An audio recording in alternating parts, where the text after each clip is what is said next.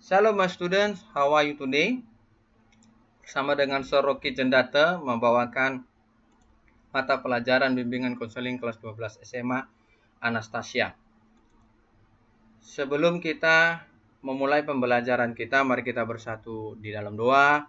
Anak-anak Sir, ambil posisi dan sikap untuk berdoa. Kami mengucap syukur kepadamu Tuhan Yesus oleh karena kasih anugerah-Mu yang nyata bagi kami. Hari ini kami mau belajar ya Tuhan. Ajari kami, bimbing kami agar kami dapat memahami, mengerti, dan melakukan apa yang sudah kami terima pelajaran.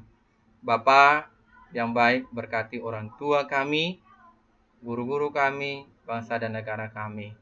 Kami memulai pembelajaran ini ya Tuhan. Di dalam nama Tuhan Yesus kami sudah berdoa dan mengucap syukur. Haleluya. Amin. Anak-anak Sir, materi pembelajaran kita adalah menjadi pribadi yang berkarakter. Apa tujuan pembelajaran kita? Tujuannya adalah agar kamu dapat memahami dan memiliki perasaan positif untuk membangun pribadi yang berkarakter yang akan berkontribusi pada peningkatan mutu karakter bangsa. Presiden Soekarno sangat memprioritaskan pembangunan karakter bangsa Indonesia. Ia mendambakan agar bangsa Indonesia mempunyai kepribadian yang tangguh untuk dapat berdiri sama tinggi dan duduk sama rendah, serta memiliki kesetaraan di antara bangsa-bangsa terkemuka lain di dunia. Namun sekarang Indonesia telah menjadi bangsa yang mengalami kemunduran karakter, mentalis ingin cepat dapat hasil secara instan dan tidak mau bekerja keras. Inilah yang akan menggerus karakter bangsa Indonesia menjadi semakin lemah. Apa itu pribadi yang berkarakter? Nah, ini dia. Pertama, pribadi yang berkarakter adalah seseorang yang memiliki nilai-nilai kehidupan terpuji dan memegang teguh nilai tersebut serta diamalkan dalam menjalani kegiatannya. Nilai-nilai utama kehidupan diperoleh seseorang dari berbagai sumber antara lain adalah agama, bimbingan keluarga, dan masyarakat. Kedua, pribadi yang berintegritas ini adalah seseorang yang mempunyai pendirian dan memegang prinsip. Maknanya adalah satu kata dengan perbuatan. Pendidikan anti korupsi. Pendidikan anti korupsi disingkat PAK adalah salah satu solusi yang dapat mengatasi masalah kelemahan karakter bangsa. Pendidikan anti korupsi merupakan paket program pendidikan yang modul-modulnya disusun oleh pakar untuk semua jenjang pendidikan, sejak pendidikan dasar hingga pendidikan tinggi. Ada 9 nilai pendidikan anti korupsi. Inspektorat Jenderal mendorong implementasi pendidikan anti korupsi melalui internalisasi 9 nilai inti dalam pendidikan anti korupsi. Yang pertama, jujur. Kedua, peduli. Ketiga, mandiri. Keempat, disiplin. Kelima, tanggung jawab. Keenam, kerja keras. Ketujuh, sederhana. Kedelapan, berani. Dan yang terakhir adalah adil, yang diimplementasikan dalam kegiatan pengajaran di setiap jenjang pendidikan. Nah, di sini saya akan tampilkan uraiannya. Yang pertama, jujur. Nah, kejujuran merupakan nilai dasar yang menjadi landasan utama bagi penegakan integritas diri seseorang. Tanpa adanya kejujuran, mustahil seseorang bisa menjadi pribadi yang berintegritas. Seseorang dituntut untuk bisa berkata jujur dan transparan, serta tidak berdusta baik terhadap diri sendiri maupun orang lain. Kejujuran juga akan terbawa dalam bekerja, sehingga dapat membentengi diri terhadap godaan untuk berbuat curang.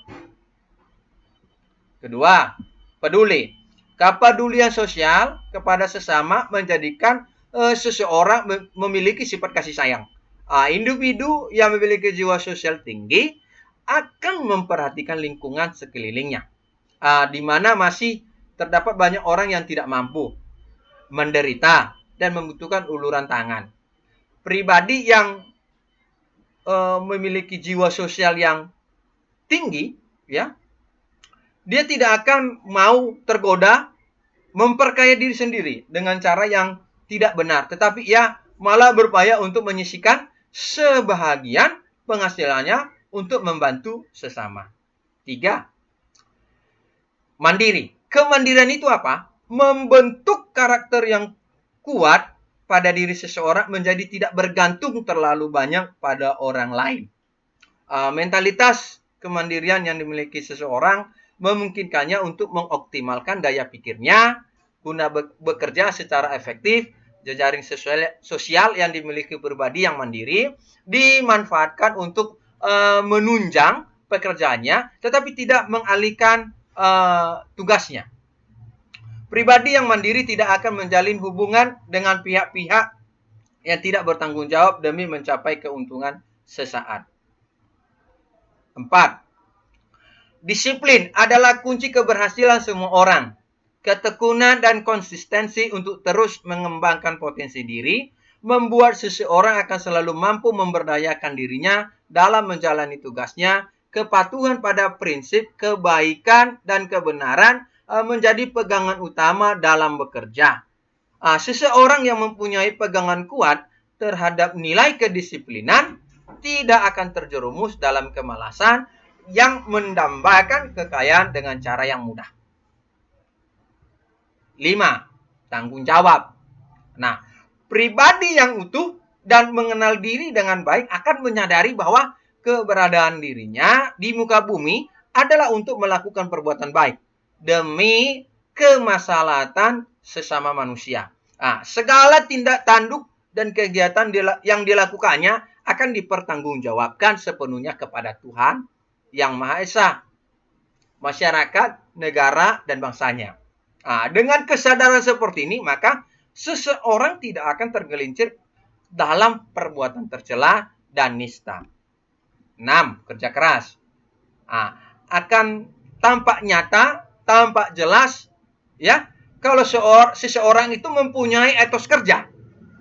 Ya, kalau tidak ada etos kerja, bagaimana dia bisa berhasil? Nah, individu yang beretos kerja akan selalu berupaya meningkatkan kualitas hasil kerjanya demi terwujudnya kemanfaatan publik yang sebesar-besarnya. Ia mencurahkan daya pikir dan kemampuannya untuk melaksanakan tugas dan berkarya dengan sebaik-baiknya. Ia tidak akan mau memperoleh sesuatu tanpa mengeluarkan keringat. 7. Sederhana. Nah, pribadi yang berintegritas tinggi adalah seseorang yang menyadari kebutuhannya dan berupaya memenuhi kebutuhannya dengan semestinya tanpa berlebih-lebihan. Ia tidak tergoda untuk hidup dalam gelimang kemewahan. Kekayaan utama yang menjadi modal kehidupannya adalah ilmu pengetahuan. Ia sadar bahwa mengejar harta tidak akan pernah ada habisnya. Karena hawa nafsu keserakahan akan selalu memacu untuk mencari harta sebanyak-banyaknya. 8. Berani. Seseorang yang memiliki karakter kuat akan memiliki keberanian untuk menyatakan kebenaran dan menolak kebatilan. Kebatilan itu maksudnya kejahatan. Ia tidak akan mentolerir adanya penyimpangan dan berani menyatakan penyangkalan secara tegas. Ia juga berani berdiri sendirian dalam kebenaran walaupun nggak ada yang mau mendukung dia. Ya. Ia tidak takut dimusuhi. Ia tidak takut tidak memiliki teman. Kalau ternyata mereka mengajak kepada hal-hal yang menyimpang. Dan yang terakhir, adil. Pribadi dengan karakter yang baik akan menyadari bahwa apa yang dia terima sesuai dengan jerih payahnya. Ia tidak akan menuntut untuk mendapatkan lebih dari apa yang ia sudah upayakan.